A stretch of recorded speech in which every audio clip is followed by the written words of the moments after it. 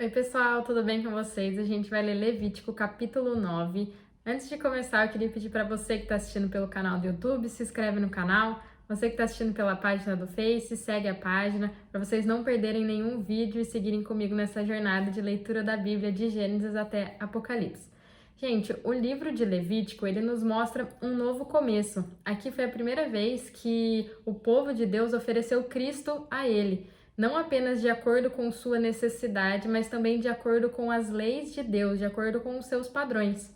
Então, depois que o tabernáculo foi erguido, Deus ele obteve uma morada aqui na terra, da qual ele falava ao seu povo. E a primeira categoria de coisas que ele falou tinha a ver com as ofertas que o homem precisava oferecer, que Deus exigia isso.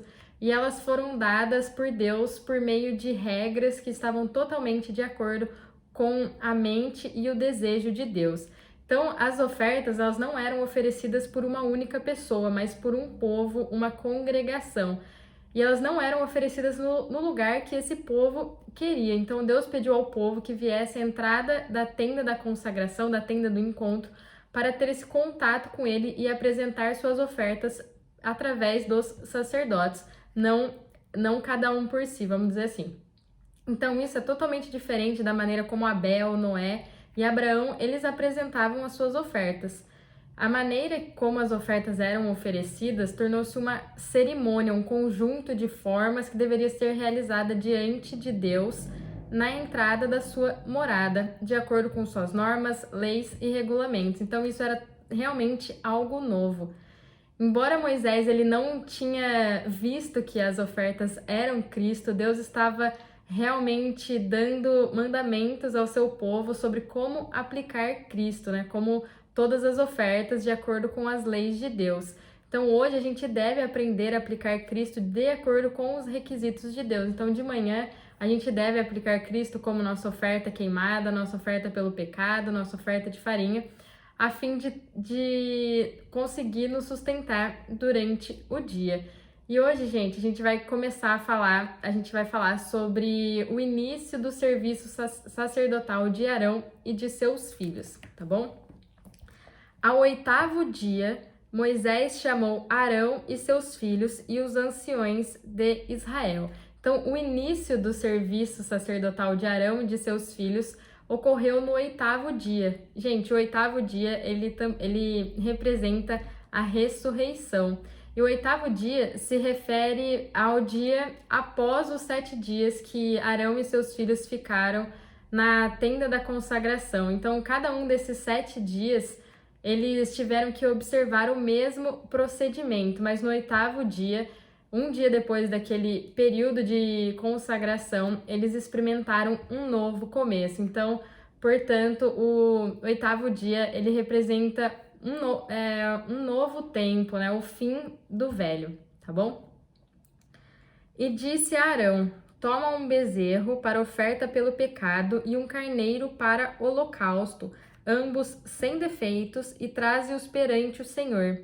Então dirás aos filhos de Israel: tomai um bode para oferta pelo pecado, um bezerro e um cordeiro de 1 ano, ambos sem defeito, para o holocausto, e um boi e um carneiro por oferta pacífica para sacrificar perante o Senhor, e oferta de cereais amassada com azeite, pois hoje o Senhor vos aparecerá. Então, o aparecimento de Deus a nós está relacionado a aceitar Cristo como essas ofertas. Então, ao confessar nossos erros, falhas e transgressões, espontaneamente a gente toma Cristo como nossa oferta pelo pecado e como também a nossa oferta pela culpa. E isso pode nos levar a considerá-lo nosso holocausto, né? Então a gente pode dizer: Senhor, Tu és também minha oferta queimada, eu não posso oferecer uma vida de entrega absoluta a Deus, mas Você pode. Então, vive em mim para que eu consiga me entregar totalmente e absolutamente a Deus. Então, gente, esse tipo de oração, de fala, indica que a gente quer viver Cristo para a satisfação de Deus.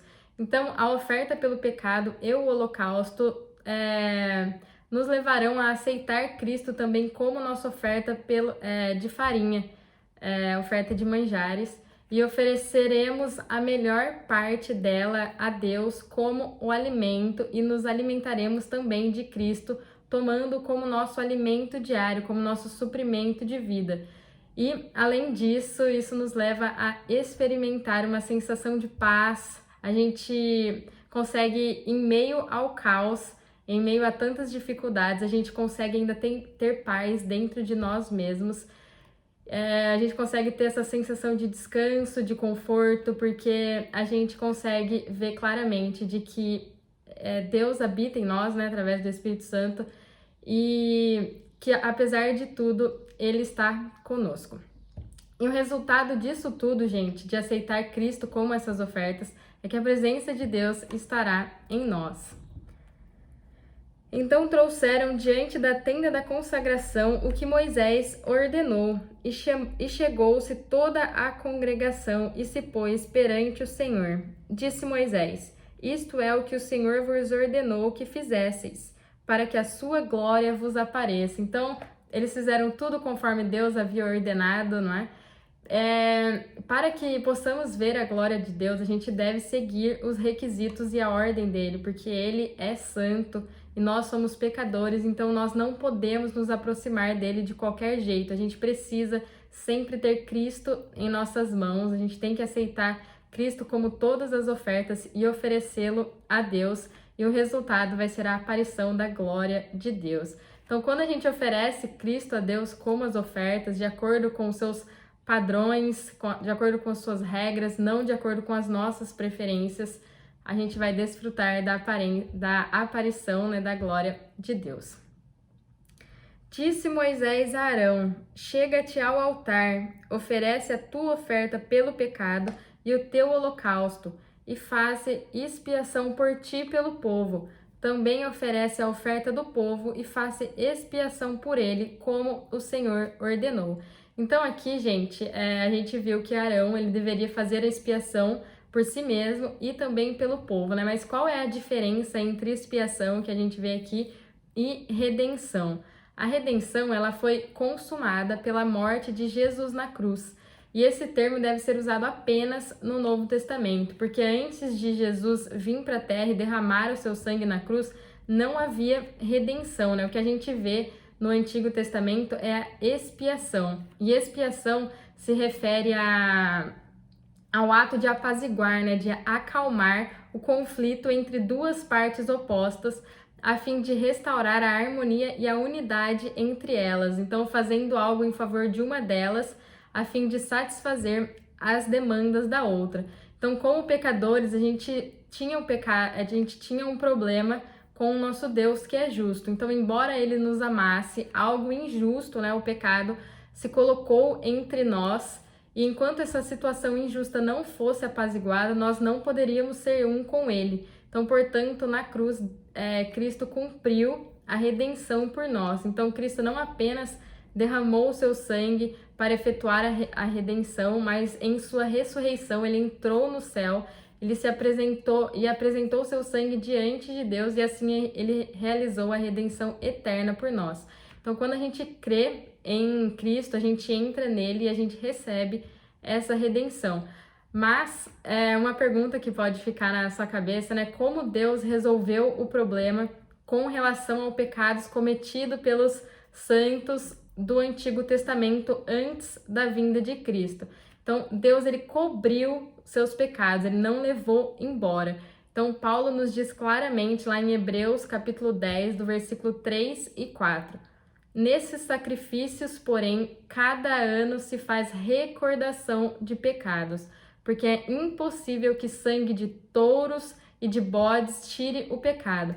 Então, na festa da expiação, onde tinha toda a cerimônia para oferecerem sacrifício a Deus pelos pecados cometidos, era um lembrete de Deus falando que o pecado ainda permanecia, né, entre eles, mas ele seria coberto até o próximo ano, no dia da festa da expiação.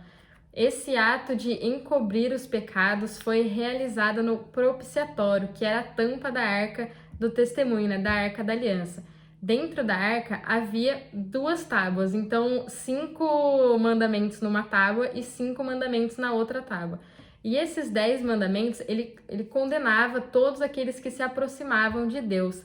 Mas o sangue da oferta pelo pecado, derramado no dia da expiação, era aspergido na tampa da arca para fazer expiação. Então, no Antigo Testamento, antes da manifestação de Cristo, os pecados eles eram encobertos, mas depois, quando Jesus veio e morreu por nós, ele entrou no Santo dos Santos e ele, de uma vez por todas, completou a redenção. Amém? Então aqui, gente, Arão ele foi instruído para fazer expiação por ele mesmo e pelo povo, porque eles tinham um problema um problema com Deus, e esse problema precisava acalmar, né? Esse conflito entre eles precisava, vamos dizer, ser encoberto. Então o fato de Arão ter oferecido primeiro a oferta pelo pecado e holocausto por expiação a si mesmo significa que um pecador ele precisa receber Cristo como sua oferta pelo pecado e como sua oferta de holocausto para ser um sacerdote e servir a Deus.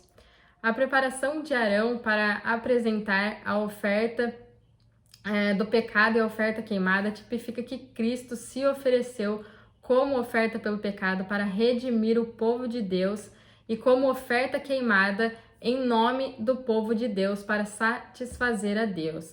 Então, na oferta pelo pecado, o povo de Deus é um com Cristo, porque, portanto, nós somos redimidos nele. Então, ele alcançou a redenção, nos trazendo de volta a uma condição de paz com Deus. E enquanto formos um com ele, nós obteremos a redenção. E no holocausto, Cristo é um com o povo de Deus. Então, com a gente, ele vive em nós para que nós o vivamos e assim satisfaçamos a Deus e assim a gente consegue viver uma vida de absoluta redenção. A oferta pelo pecado está relacionada à morte e o holocausto está relacionado à ressurreição. Então somos um com Cristo em sua morte e ele é um conosco em sua ressurreição. E aqui, gente, finalmente o fato de Arão ter preparado a oferta pelo pecado e a oferta queimada significa que Cristo fez tudo como nosso sumo sacerdote. Ele fez por nós em nosso lugar para que a gente pudesse ser redimido dos nossos pecados e satisfazer a Deus. Então, no Cristo vivo, a gente satisfaz a Deus e a gente consegue viver absolutamente rendidos a Ele. Sem Cristo, a gente não consegue viver uma vida de entrega a Deus. Amém? Então Arão se chegou ao altar e imolou o bezerro da oferta pelo pecado, destinada a si próprio. Os filhos de Arão trouxeram-lhe o sangue, e ele molhou o seu dedo no sangue e o pôs sobre as pontas do altar. O resto do sangue derramou na base do altar. Então, esse ritual de molhar os dedos com o sangue e aplicar nas pontas do altar e o restante do sangue derramar sobre o altar do holocausto representa a eficácia do sangue de Cristo para efetuar a nossa redenção, para nos introduzir na presença de Deus. A gordura e os rins e o redenho do fígado, porém, tirados da oferta pelo pecado, queimou sobre o altar como o Senhor ordenara a Moisés. A carne e o couro queimou fora do arraial. Então isso significa que as partes íntimas, né, de Cristo, o caráter, a suavidade, o amor, a ternura e todo o resto, né, o seu caráter, né, que eu já havia dito, mas então são oferecidos a Deus para a sua satisfação, para que ele esteja disposto a nos perdoar. A melhor porção de todas as ofertas deve ser entregue para Deus. E, gente, queimado fora do arraial significa que Cristo, como oferta pelo pecado, ele sofreu reprovação por permanecer fora da religião judaica como organização humana. Então, ele foi crucificado fora de Jerusalém, e Jerusalém era considerada esse campo da organização religiosa judaica. A seguir, imolou o holocausto, e os filhos de Arão lhe entregaram o sangue, e ele o aspergiu sobre o altar em redor. Também lhe entregaram o holocausto nos seus pedaços, com a cabeça, e o queimou sobre o altar. E lavou as vísceras e as pernas, e os queimou sobre o holocausto no altar. Então, depois da oferta pelo pecado, Arão imolou o holocausto e fez tudo conforme o Senhor havia ordenado, para que a oferta de holocausto fosse aceita por Deus. Depois apresentou a oferta do povo, pegou o bode de oferta pelo pecado, que era do povo, o imolou e preparou por oferta pelo pecado, como fizera com a primeira vítima. Apresentou também o holocausto e ofereceu segundo o rito. Apresentou a oferta de cereais, da qual tomou um punhado e queimou sobre o altar, além do holocausto da manhã. Então, gente, significa que Cristo se ofereceu como nossa oferta pelo pecado, para cuidar de nossos pecados e também como nossa oferta queimada para satisfazer a Deus, e também se ofereceu como nossa oferta de manjares para ser o alimento de Deus e também um nosso alimento. Então, todas as manhãs a gente deve receber Cristo como essas ofertas, né? Orando, Senhor, que neste dia, nesse novo dia eu te tomo como minha oferta pelo pecado, como meu holocausto, como minha oferta de manjares para viver para ti, contigo e em ti. Amém? Depois imolou o boi e o carneiro em sacrifício pacífico pelo povo. Os filhos de Arão entregaram-lhe o sangue que ele aspergiu ao redor do altar, como também a gordura do boi e do carneiro, a cauda e os que cobrem as vísceras, os rins e o redenho do fígado. Puseram a gordura sobre os peitos e ele a queimou sobre o altar. Os peitos e a coxa direita, porém, Arão as ofereceu como oferta movida perante o Senhor, como Moisés ordenara.